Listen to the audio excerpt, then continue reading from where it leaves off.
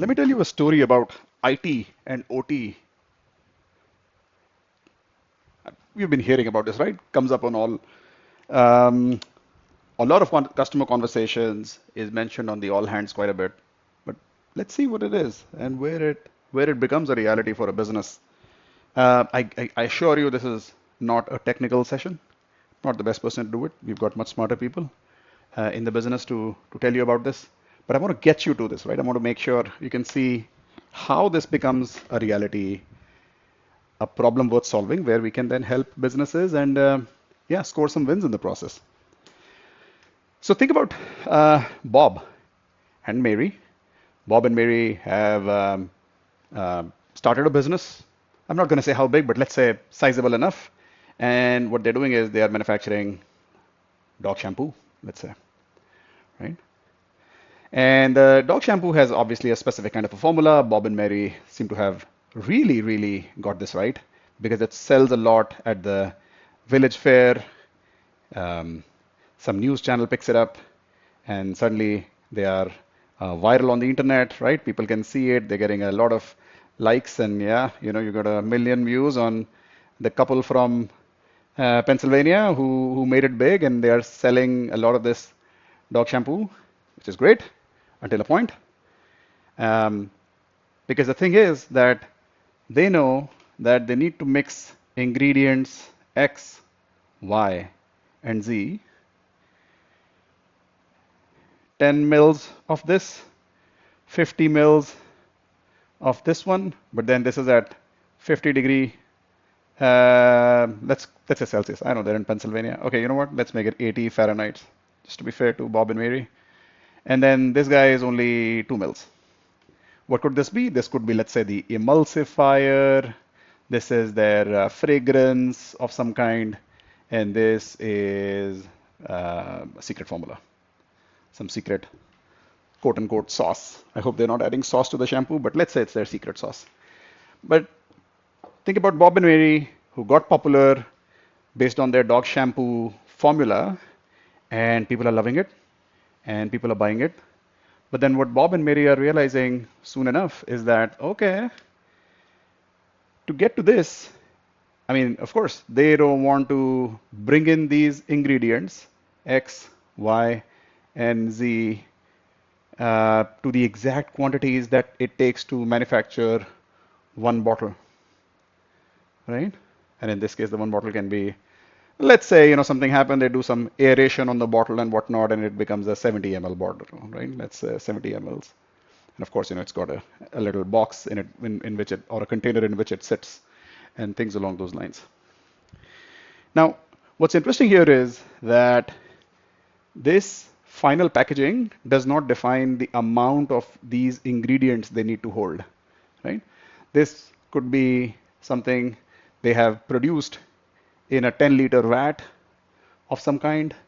This might be a 5-liter vat. This might be, let's say, a 1-liter vat because it's only fragrance. And they're saying, okay, anytime they're manufacturing shampoo, 8 a.m. on a Monday, Bob and Mary sit down and they start to mix these ingredients together. This guy has to be heated up to a certain temperature. This guy was probably preheated or pre-cooled. I don't know, something, right? There's something going on. So they do this to the whole vat. They get this guy ready.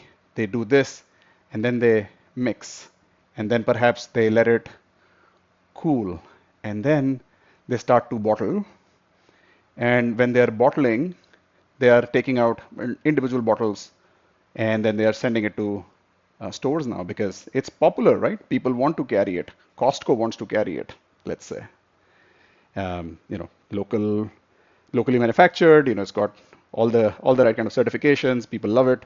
They want to support a local brand, and so they're coming together. So what you see here now is what one might call a recipe, right? We're not baking bread, but we are making shampoo. Not things I would want to be in real life saying in the same sentence, but here we are. Anyway, so this is a recipe, right? You have a way for you to manufacture a bottle of dog shampoo. But wait, we didn't say what fragrance this was. Is this lavender? Is this vanilla? What else? I don't know. If it's a dog, let's say a bacon flavored shampoo. We didn't say that. But each of these things changes what we are producing here. So how many of which ones are we producing when? Obviously, that depends on how many of which ones are popular at which store, right? There can be many factors, right? The people who live around these stores, which catchment area are they in, what season of what season it is, and so on.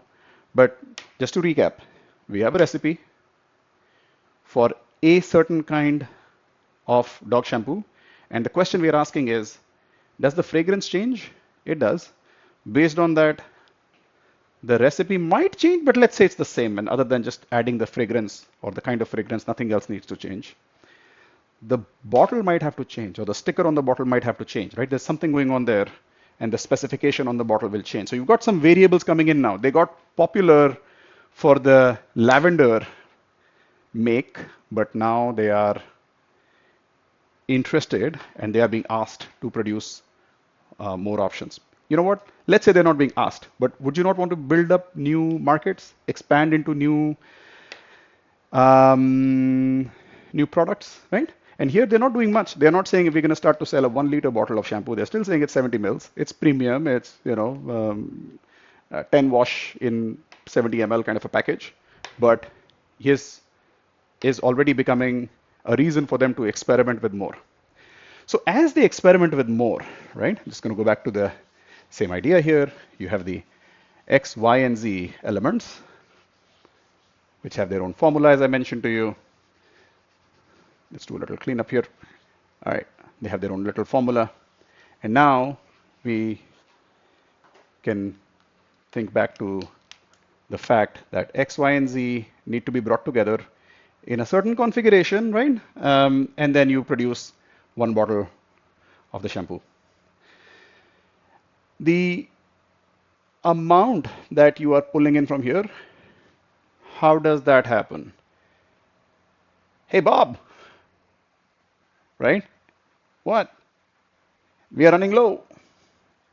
Okay, running. And this guy is now, rushing to top up actually, let me just direct us here, right? To say, oh, okay, I can see, like, it's a visual indicator. You can see, oh, this thing is running low. It was supposed to be here, max. This is the lowest, and they find themselves somewhere here. And thank God Mary can call out to Bob so loudly that Bob can run and get this done. Bob can run and get this done. Cool.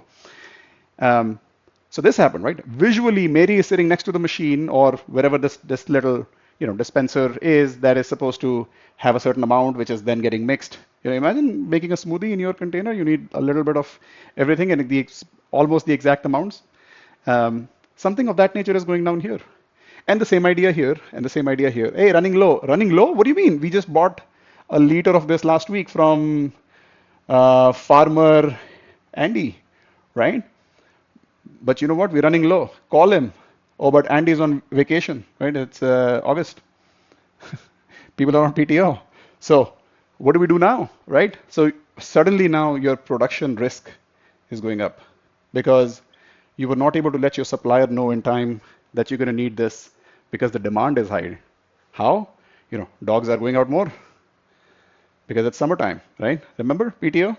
So dogs are more outdoors, getting dirty more and coming back soiled. If they are soiled, they need shampoo. And then, unfortunately, Bob and Mary Shampoo Company are not able to supply enough of this stuff, which means they're going to lose market share. They're going to lose some shelving space, etc., right? All of that begins to happen now. So pretty clearly now, Bob and Mary, as business owners, can see that this method of keeping an eye on stuff and somebody raising an alarm and saying, there's a problem is not working. And it will not work for too long. It was working until one point. If they were happy with whatever they were making and however far that would have taken them, They could have rested, but no, they wanted to expand. They know they have something good going on here. Why stop, right? You want to capture more market, or most of us do at least. That's what's going on here. So the question that Bob and Mary will now ask is to say, I would love it if automatically I could be notified on volume of X, Y, and Z, right? This guy would want to know, ideally like a week ahead, that we are running low on something. So he can give a call to Andy, Farmer Andy, you remember from up here? And Farmer Andy can tell him, oh, dude, I love your business, but I'm on PTO. I'm going to call my brother Randy, and Randy's going to get you what you need. He's good, I like him, and so on. So you are working ahead. It's not the most savvy of a solution, as we'll discover in a bit. But what's going on here is Bob, I have to remind you, we are starting the story with somebody who's doing like a household scale manufacturing, now saying, hey, I would love to be ready and have a heads up on stuff because people need my thing. And if it's not available, if I'm not able to bring in the right ingredients at the right time, I suffer, they suffer, our customers suffer in the end, right? So we are now talking about automation, notifications, right? So we've landed at automation pretty quickly here. You can see, right? You're just saying, all I need is a value on something, right? Okay, I mean, this is a good beginning, right? You are essentially talking about a visual inspection, which can give you an alert, and then that alert helps you do what you're going to do next, right? It's still Bob and Mary running their business and then feeling like they need to begin to automate at least a portion of their business, and in this case, just the notification piece. Cool. So let's say we have that sorted. We have that sorted in the way of, when do we call suppliers? When do we call suppliers? So the regular cadence will be, let's say, monthly, or when notified. So when you say when running low, right? So you have this bit sorted that now you don't need to worry about when you need to call your suppliers, right? And this, obviously, you don't want to stop at X alone. You want to do this for Y. You want to do this for Z, right? Not just this. You want to make sure the manufacturing capability you have, right? Whatever mixer you are using, you want to have a sense of, okay, how long until this thing actually breaks down? Let's say you're using just one machine, and this one machine is expected to last, let's say, 500 production rounds. And one day this thing is going to either break down or start to smoke, something will happen. So how about we keep a backup, right? Now, even when you have a backup, you want to be able to order it. So this information, all of this information is now part of your maintenance thinking, right? So now Bob and Mary, a small manufacturing operation, are thinking about how to stay on top of what they need from their suppliers and when, and they want to automate it. They are already beginning to think about something fancy we hear, or I should say a jargon that we hear in the manufacturing world, which is called mean time between failures. Mean time between failures. So you're essentially thinking, okay, this one equipment, I'm sorry, not the bottle, but the mixer, which is helping me do this, and the emulsification and what have you, how often should I expect it to fail? Oh, it's going to fail, or is likely to fail every, like I said, every 50 production rounds. Was it 50 or 100? Anyway, let's go with 50 for now. 50 rounds of production, this thing is expected to smoke, or at least give it a break, right? Or whatever else, right? You can think about the use cases here. So you have already started to incorporate a degree of maintenance planning here, right? So managing your suppliers, thinking about maintenance, that's already part of your plan. And we are not yet at a point where we are thinking about um, any complex IT integrations or something of that sorts, right? Okay, so all this said, now the um, you know when this becomes a reality for this company, the Bob and Mary dog shampoo company, it dawns on them that they are hitting pretty much a cap. They've maxed out on what they are selling, and then they want to add variety because they're realizing that their shampoo is great, but it is only being used by people who own small dogs. So they want to now go into other categories, including thick coat or large dogs, right? Thick coat, large dogs, let's bring in, I don't know, hypoallergenic breeds or whatever, and assume that they not only are they hypoallergenic, but they need a hypoallergenic shampoo. I mean, I'm just making some dangerous assumptions here, so bear with me, dog owners. I don't own a dog, so just so you know. So all of this is going on now. Now, what does this mean? Think back to what was going on before, which means this recipe is not enough anymore. We need a second recipe. We need a third recipe. We're going to need a fourth recipe. And all of these recipes means that we need now maybe not X, Y, and Z ingredients, but X,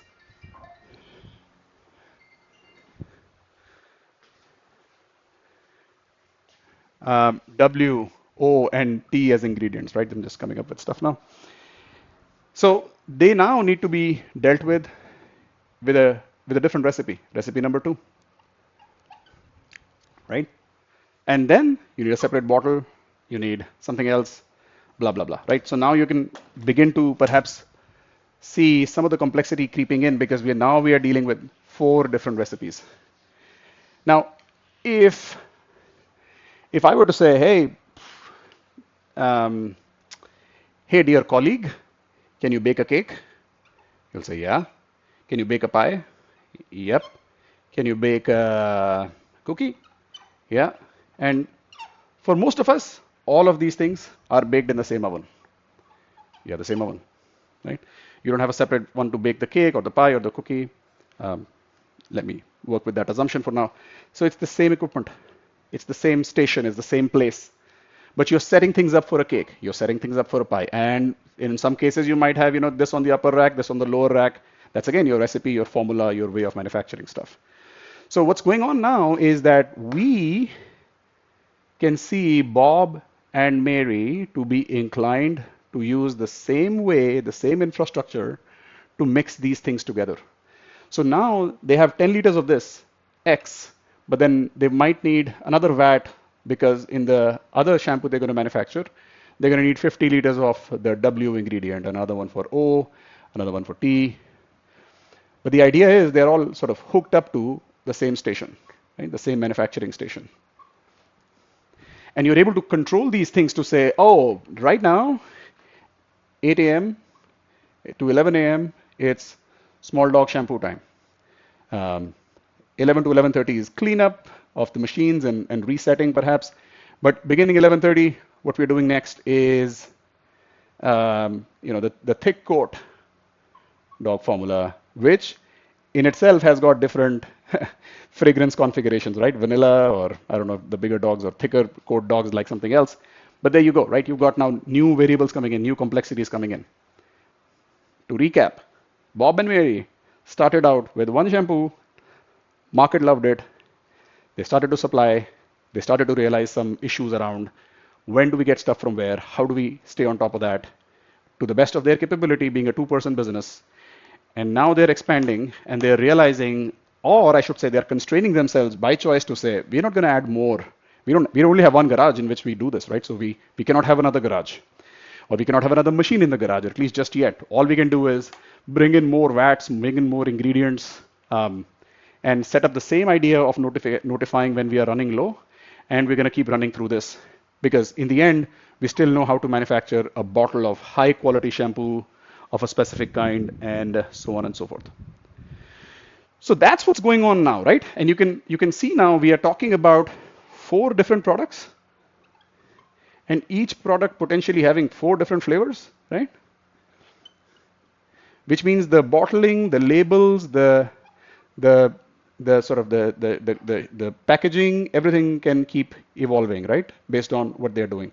And how they are limiting themselves is by saying, before we go crazy, what we'll do is we'll slot ourselves by saying, at one time we're going to do this, at this other time we're going to do this, at this other time we're going to do this, and so on and so forth. So far so good. So that's Bob and Mary journeying into becoming a higher scale, hopefully a higher margin manufacturer. All right. Now starts the fun stuff.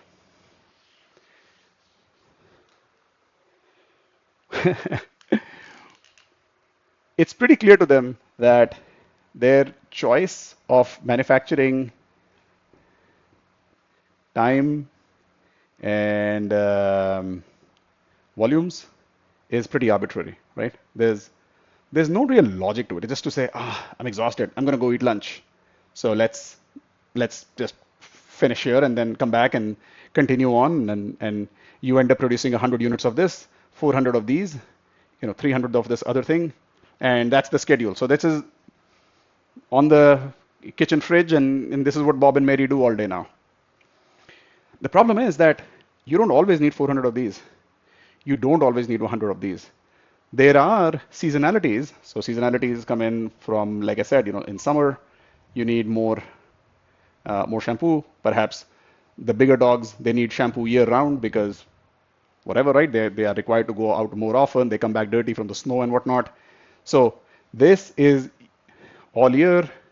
This is seasonal and so on, right? There are all these peculiarities which begin to come in.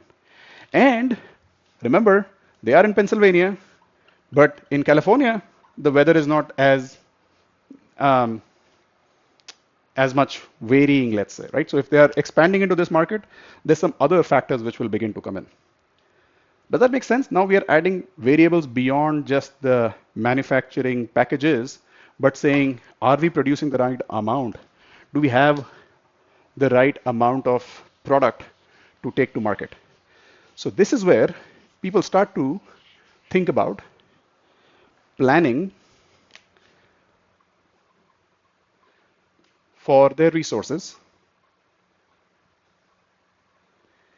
at an enterprise level.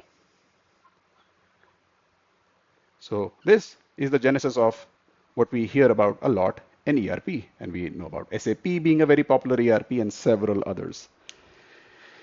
I'm not suggesting Bob and Mary are going to go out and start to look for a sales guy who sells SAP, but the point being that you have now the reason for an enterprise resource planning system, maybe not a software, but enterprise resource planning system to show up. So now imagine a world where they have enterprise resource planning systems are speaking, or system, not systems, is speaking to suppliers and saying, hey, when are you sending me this? Next, I'm going to need that. The vendors, as in Costco and others, are saying, hey, we're going to need 500 of these next week. And then we're going to tell them, well, not next week, it's going to be 2 weeks, right? So we're keeping them up to date. And so on. There's many other ways the enterprise resource planning system plays out. But the reality is, how does this thing talk to this VAT? This VAT is a VAT. It's literally a VAT. It's like a barrel, sitting there. It's not a smart barrel or anything, right? I mean, it's just something. So when Bob and Mary wake up to the reality of the complexities here, well, number one, the possibilities to say, oh boy, we could be selling so much of this if only we can get our suppliers lined up properly, if only we can know how much of what to manufacture when. And there is where you now have ERP show up, or ERP as a concept become relevant, and IT becomes relevant for them. How exactly are you going to bring in this information? Where exactly are you going to store this information? Databases, let's say, some kind of a database. It could be a spreadsheet, it could be a Google Sheet, whatever you might visualize as a database, totally fine. Doesn't have to be something super fancy, but we are saying that there is now the need, not yet the ability, but the need to capture this information, to be able to then do some math on that to say, they're saying we're going to need 500 of these, but for us, a bottle takes about, or getting out 100 of these bottles takes a day. So we're really talking about 5 days, and then I'm gonna have to call the packaging company, USPS people or UPS people, keeping it on HiveMQ theme, and blah blah blah. So let's give them something back, and this math helps us give an answer to say, nah, it's not. I mean, it takes us 5 days to get this thing ready, but it's going to take us 2 weeks to ship it over to you, and so on. So all of this is going on now, or it, ought to be going on now. Let's get on to this side now. Bob and Mary so far have been relying on this system to manufacture what they do, get stuff out the door, make money, and live a good life, one would hope. Now we have the IT systems which are making a new reality possible for them, that if we can connect with these systems, we can give you this knowledge. But what it does not solve is, again, that question of how much of this do I need? Bob still needs to run, and Mary still needs to shout to say, hey, Bob, I feel like this thing is running low. Oh, this is making a funny sound. Can you come take a look? And all of that is going on, which means this equipment needs a degree of digitalization. Now, watch my words here. I'm saying digitalization, not digitization. There's a subtle difference, and some might disagree, but that's okay. Digitization is merely showing the number. It's to say it's 29.5 degrees. It's a fact, right? It's a reality. And digitalization essentially means I am making this information available to you via some systems, and I'm also willing to take an input back from you. So you can set the temperature. So it's like a thermostat, let's say. Your furnace is now digitalized in the sense of, I can control it with my hand, and I can have somebody do it remotely, and so on. So that's a little subtle difference. But what we are talking about here is digitalization more so, because this is what opens up all of this infrastructure to a degree of remote access, remote visibility, observability, a degree of management, a little bit of management. And we'll see what that little bit looks like here. What we are talking about is watching, what's the level, let's say. And then also, if you can see here, right, you are dispensing a certain amount. I only need, anytime I manufacture, I think I said 50 mils or something, right? Or maybe 50 mils was for this guy, but let's say 50 mils for this guy. I need only this much dispensed every single time. So if I have the ability for something to dispense exactly that amount and keep an eye on how low we are going, we are getting into this quote unquote smart category. Now, if I were Bob and Mary, I'll not start to think about, okay, which is the next most awesome vendor in the market which does all this. I'm going to start to think about, okay, how can I make it predictable? How can I make it easy for me?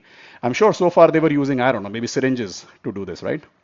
Not joking, if I was running a business and I want to keep my costs low, maybe this is what I would do. If I want to automate it and also want to keep an eye on what's going on, what's the number, how much of what do I have left, I might use a coffee machine, like a dispenser, coffee dispenser, to do all this, right? I'll buy it off, somebody who ran out of business, and now it's being used for this purpose. That's the path I'll take. But the reality is that it'll become a barrier for them, because remember, digitization versus digitalization. You will at some point begin to think about, okay, what's the thing I can put here which can observe, report information. Remember that need of notification we saw? And then also help me stay accurate with how we are dispensing stuff.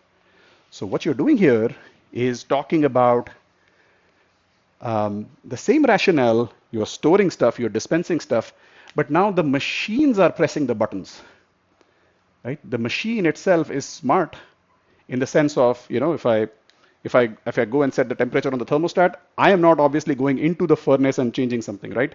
The input is being taken on an interface, and a new term which you can perhaps begin to talk about here is a human machine interface.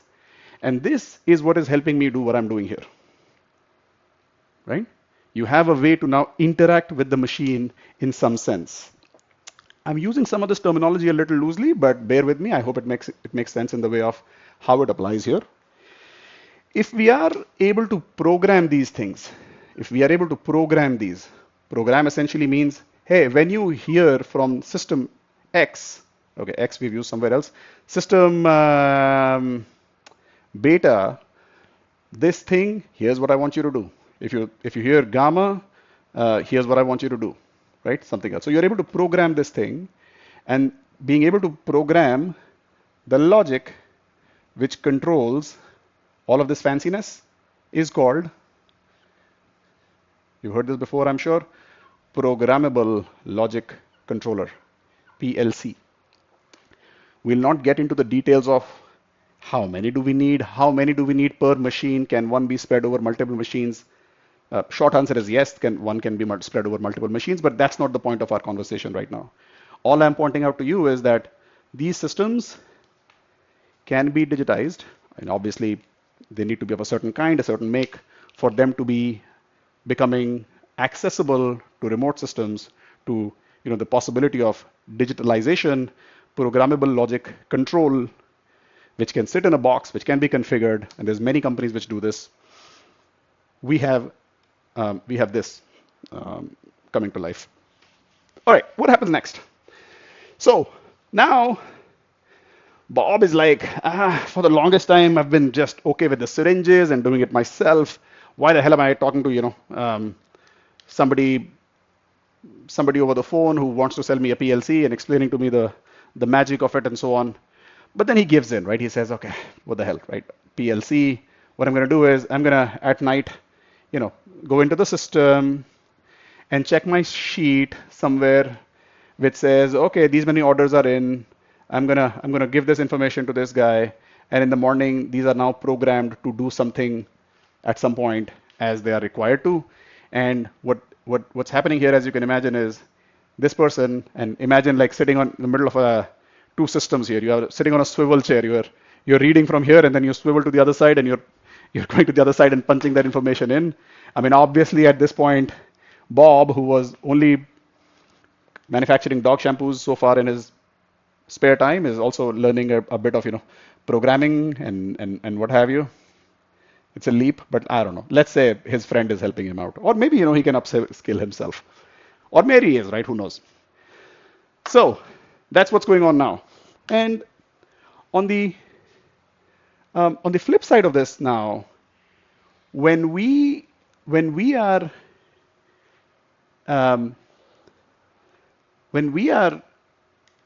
thinking about the speed and the variety of inputs coming into these systems, because Walmart is working 24/7.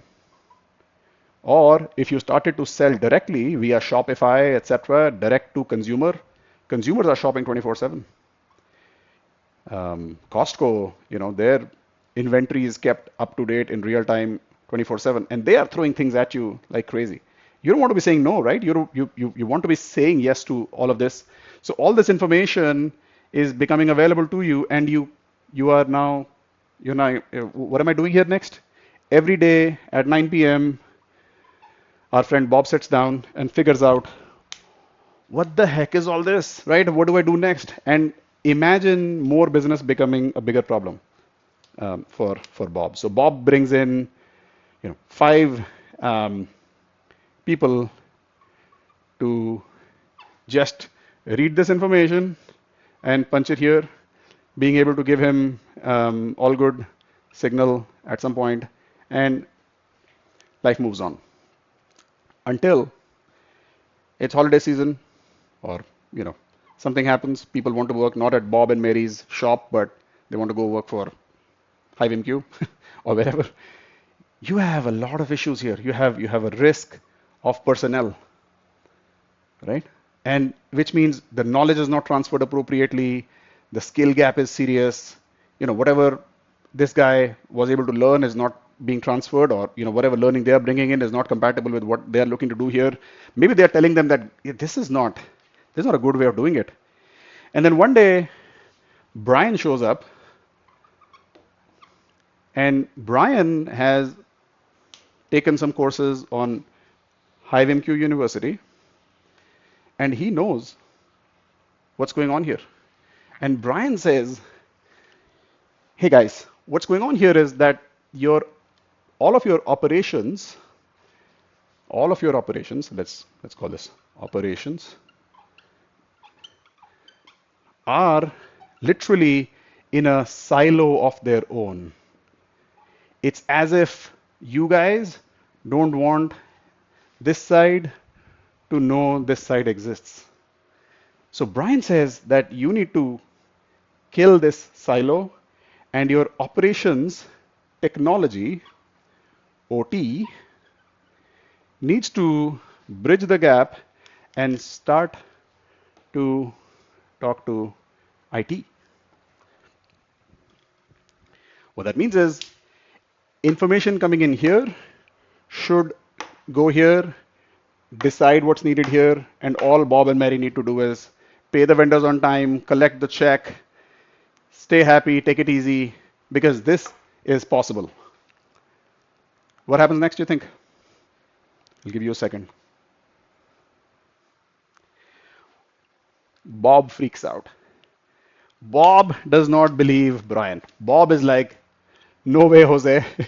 No way, Brian, Jose. No way, right? And Bob decides to, not talk to Brian anymore. Okay, I hope not, but let's say. So Bob decides not to talk to Brian anymore because, this means whatever has brought in money for them for the longest time, now suddenly you're saying whatever you're doing has hit its ceiling. For you to make another penny or another dollar with your mental health intact will require that you bridge this gap and have this domain which you've got no knowledge of run your business. So if I were Bob, I would freak out as well, right? And that is a real problem. That is a real problem when a Bob, which was maybe not the owner of the business, but they are the general manager of a plant. All they worry about is shipping cars, shipping bread. They're like, oh, I need to send out 50 trucks, which need to hit the supermarkets tomorrow morning. Otherwise, we'll be dead because in 3 days the bread is going to expire. And I don't care if an IT system sitting 1,000 miles away is ready and able to support me for that requirement or not. If the IT system is telling me or not if bread is needed, I know bread is needed. I've been doing it for 1 year and so on. So that's the Bob mentality, the OT mentality. So in this case, for Brian IT, Brian the IT guy, or Brian IT and Bob OT to be on speaking terms requires something innovative, something smart. Okay, so that said, I'm going to clean this mess up and bring us into Brian and Bob's world in a second here. So bye-bye complexity and deeper dive on the OT side. Bye-bye Brian and Bob's debate for a second. Bye-bye to our ERP system done poorly for a moment, and back to a clean slate. So zooming out, let's say this is reminding me of the Matrix war where, well, not the war, but the little combat that Morpheus and Neo decide to do in a completely blank, Japanese looking place. So in this case, on one corner we have Bob, and on the other corner we have Brian. And Bob and Brian don't want to be friends, don't need to be friends. All they need to be able to do is transact and keep each other honest. Keep a record of who said what happens next, but I don't want to hurt you, and I cannot take it that you'll hurt my business. So OT and IT on the two sides here. Can they be friends? Should they be friends? I would say, given the way things are placed currently, it's okay for them to not be friends. It's okay. Not for long, perhaps. I dare say unified namespace is going to solve this, but let that be for future. It's another topic.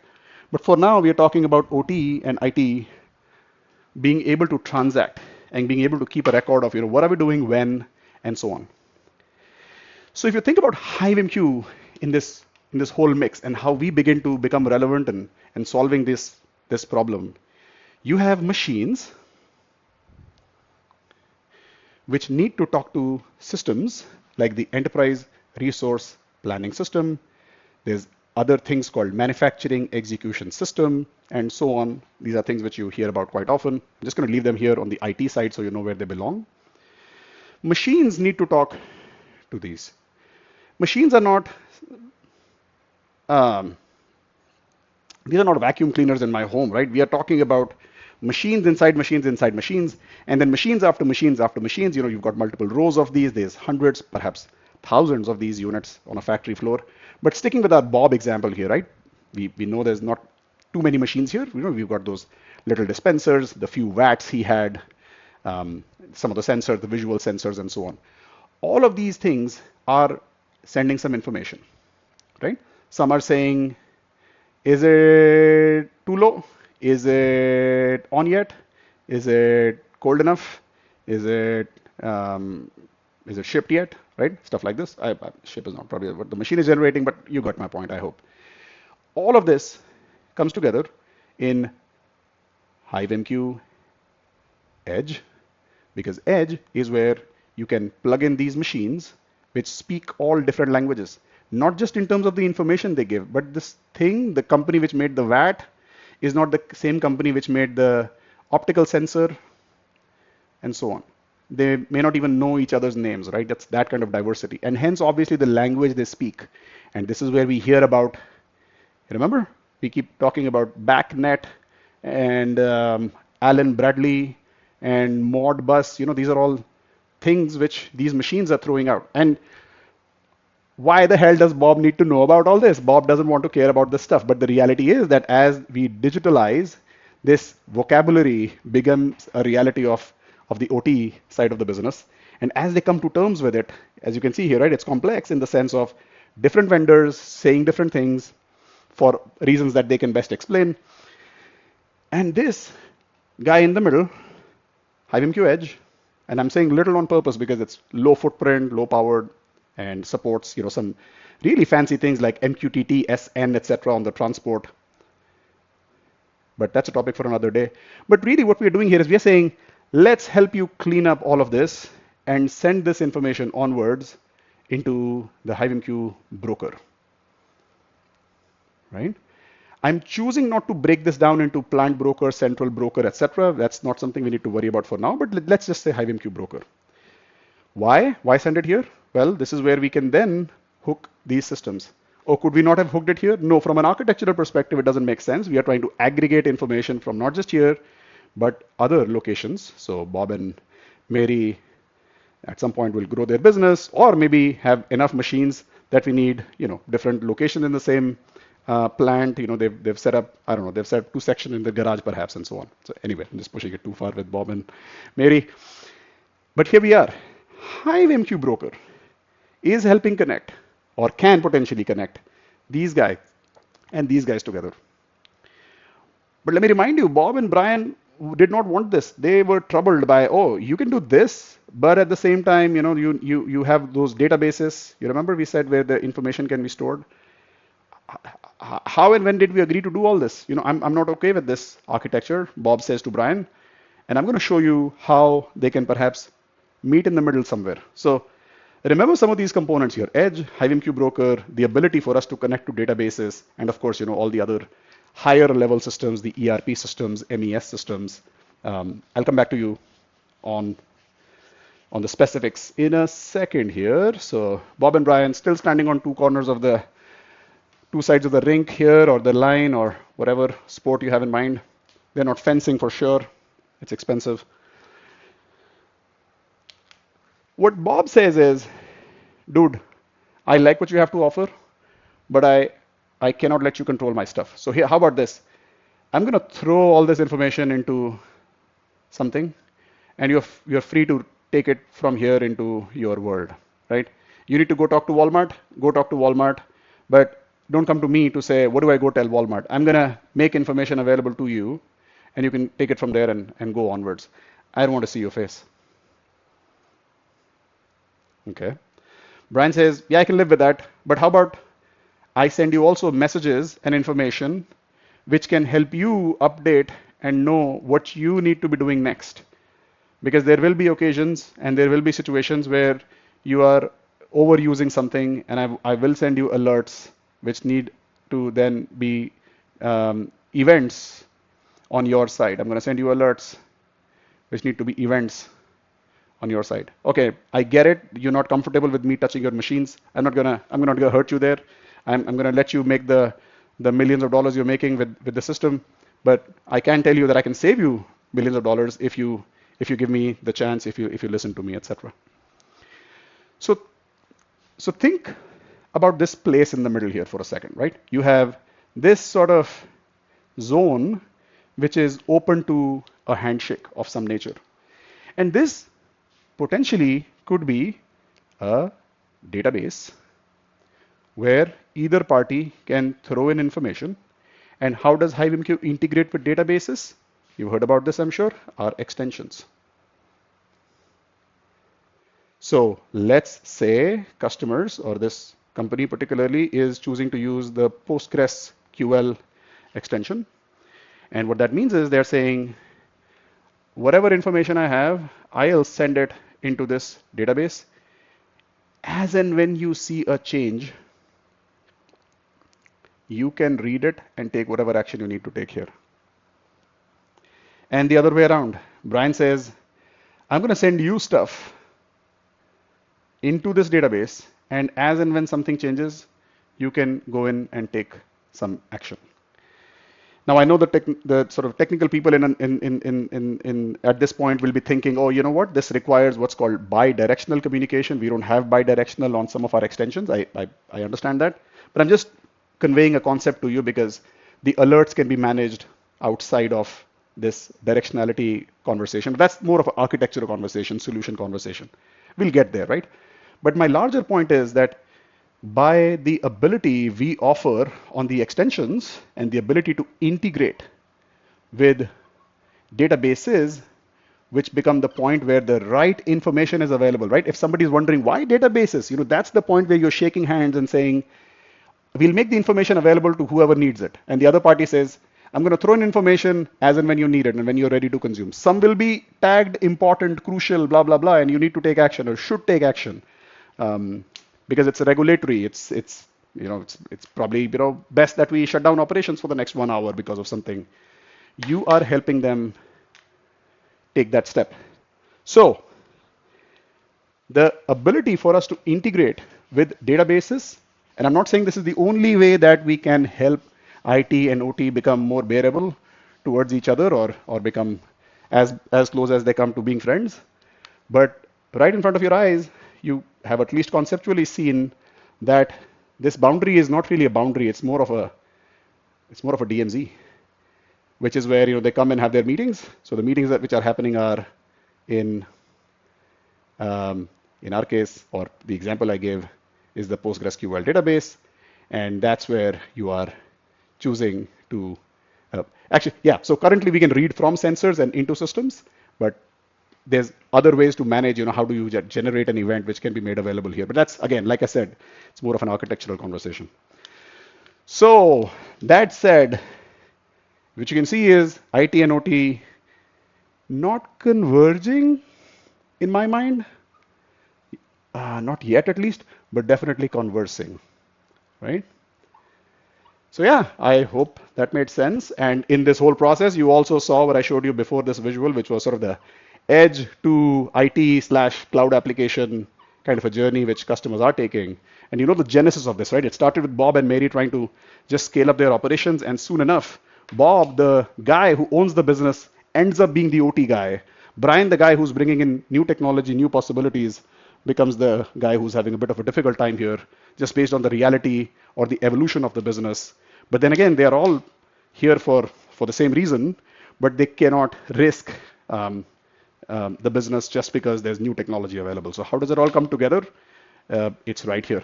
Actually, let me just break this down for a second, just so you can relate to it more.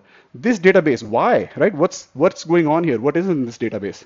Well, what this database might have is information on, okay, it's 100 days to the holidays now, which means we now need, when the machines turn up in the morning at 8 a.m., they need to know how much of X do I need to produce. This information is coming from let's just say a cell in somewhere in this database. And this latest information is what X pulls in and starts to manufacture. Another example is, okay, the recipes that we use, the recipes are changing. The recipe that we used for the dog shampoo is now something else, which Bob only provided, but Bob doesn't want to keep it with him. Bob gives it to Brian to say, okay, you can feed it here. So when the time comes, that recipe can be fed in, and then my machines can read it from there, and then they go manufacture, right? So they're not essentially controlling what goes on, but they are scheduling using the latest values in this database, right? So again, just to zoom into this and see what does it mean that if you are integrating into a database, what's going on here? All these things become dynamic. And our HiveMQ data hub, for example, which is where you can read those values, do schema validation, push them out to different topics, and kick off different processes and so on. That's, as you go deeper, you'll realize we can bring this to life like nobody else. All right, I hope this makes sense.